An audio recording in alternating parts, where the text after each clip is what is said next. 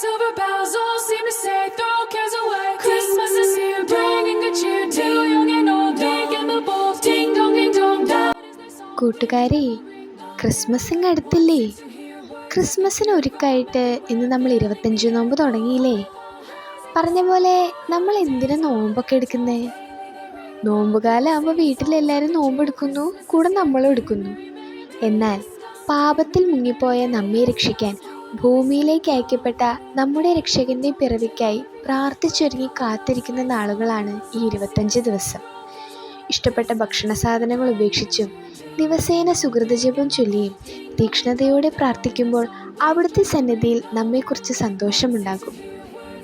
തീക്ഷ്ണതയിൽ മാന്യം കൂടാതെ ആത്മാവിൽ ജ്വലിക്കുന്നവരായി കർത്താവിനെ ശുശ്രൂഷിക്കും.